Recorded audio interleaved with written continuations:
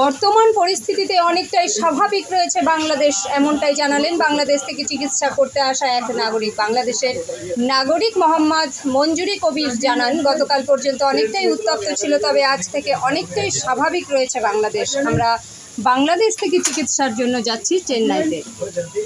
পদত্যাগ করেছেন, নতুন সরকার গঠন হচ্ছে, আপনি এর মধ্যেই আবার চেন্নাই যাচ্ছেন, কি পরিস্থিতির মধ্যে দিয়ে আসলেন বা কি পরিস্থিতি আছে? বলা চলে গতকালকে পরিস্থিতি একটু স্বাভাবিক ছিল না, একদম আউট অফ কন্ট্রোল।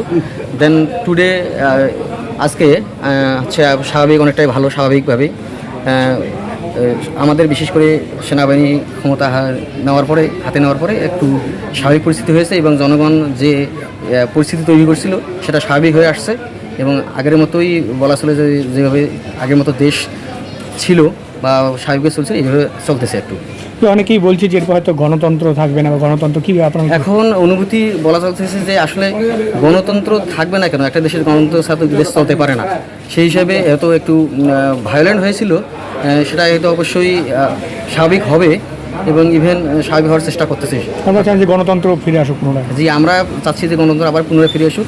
যেমন আমরা তো সাধারণ মানুষ চাচ্ছি যে দেশ সবাই চাবে যে নিজের দেশকে উন্নতির শিখরে পৌঁছানোর করতে। সেগুলো আমরা সহিংসতা চাই না, আমরা চাই নির্বাচন, সুষ্ঠু একটা নির্বাচন হোক এবং দেশের মধ্যে আবার সুন্দরভাবে আমরা যেমন ওতপ্রোতভাবে সবাই জড়িত আছি, সবার সঙ্গে মিলেমিশে আমাদের পার্শ্ববর্তী দেশ থেকে শুরু করে এবং আমাদের যে ইন্টারন্যাশনালভাবে যা আমরা বহির্বিশ্বে যে আমাদের সম্পর্ক আছে সেই সম্পর্কটা আমাদের কথা। আপনার বর্ডার পর্যন্ত আসলেন, কোনো অসুবিধা হয়েছে? বর্ডার পর্যন্ত আসতে আমার আলহামদুলিল্লাহ কোনো প্রকার সমস্যা হয়নি, আমরা ভালোভাবে এসেছি এবং হচ্ছে যে আমাদের শুধু বাস বা অন্যান্য যানবাহন চলাচল বন্ধ ছিল, কিন্তু সিএনজি বা অটো যেটাকে আমরা বলি সেটাকে আমরা ভেঙে এখানে আমরা চ্যাংরাবান্ধা পোর্ট পর্যন্ত আসতে পেরেছি। ভারতে তো যাচ্ছেন ট্রিটমেন্টের জন্য বোধহয়, তারপরে এখানে কতদিন থাকবেন ট্রিটমেন্ট? আমাদের ট্রিটমেন্ট হয়তো সেকেন্ড টাইম আমরা যাচ্ছি, হয়তো ডাক্তারকে চেক আপ করেই আমরা এখান থেকে চলে আসবো। কি আশা করছেন ততদিনে পরিস্থিতি স্বাভাবিক? ততদিনে আশা করি পরিস্থিতি স্বাভাবিক হবে ইনশাল্লাহ। আমরা ওটাই চাচ্ছি যে পরিস্থিতি স্বাভাবিক হোক, জনসাধারণ তাদের যেমন কর্মব্যস্ততা ছিল যেভাবে চলছিল সেভাবেই আবার স্বাভাবিক চলুক, এটাই আমরা প্রত্যাশা করি। আপনার নামটা কি? আমার নাম মোহাম্মদ মঞ্জুরি কবির। কোথায় বাড়ি? কোথায় আপনার বাড়ি? হচ্ছে আমার রংপুর। আপনি ট্রিটমেন্টে কোথায় যাচ্ছেন? আমরা চেন্নাই ভেলোরে যাচ্ছি। বাংলাদেশ থেকে আসলেন আপনি, কী রকম অবস্থা আছে ওখানে এখন বর্তমানে? আমি তো আজকে আসিনি, আমি গতকাল আসছি। কিন্তু গতকাল আসে বর্ডারে যখন আমি আসি তখন কি বর্ডার বন্ধ হয়ে গেছে।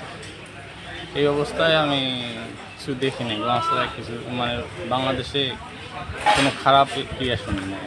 আপনার বাড়ি কোথায়? আমার বাড়ি রংপুর, থানা হচ্ছে গংসরা, আর গ্রাম হচ্ছে দক্ষিণ পানাপুর।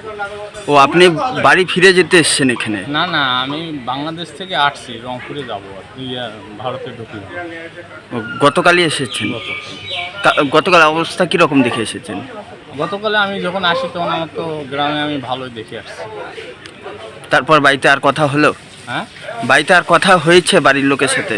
পরে বাড়ির তো কথা হবেই, বাড়িতে কথা বলছি, আমার ছেলের সঙ্গে কথা বলছি যে আমাদের বাড়িতে বা আমাদের গ্রামে কোনো সমস্যা হয়েছে কোনো হয়নি।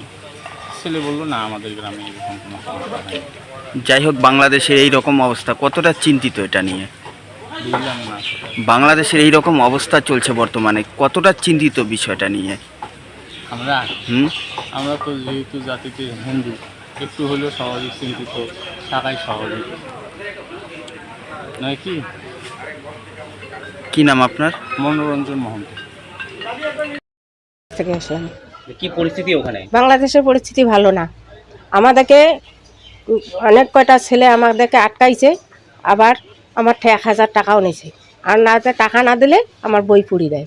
আচ্ছা, আমি এটা ঠিকানাটা তো আমি বলতে পারবো না। অনেক ছেলে পেলে নাটি ঠাঙ্গা নিয়ে আমাদের আটকাইছে, তাহলে যদি টাকা না দাও বইটা আমার কাড়ি নিয়ে, আর টাকা যদি না দাও তাহলে আমি বই পুড়ি দেবো। তারপরে আপনি টাকা দিয়েছেন? আমি টাকা দিচ্ছি, না দিয়ে এখন তো আমার তো পার হইতে হবে, আমি টাকা দিচ্ছি। মানে আপনি কোথাকার বাসিন্দা? আমি তো ভারতের। ওখানে বাংলাদেশে গিয়েছিলেন?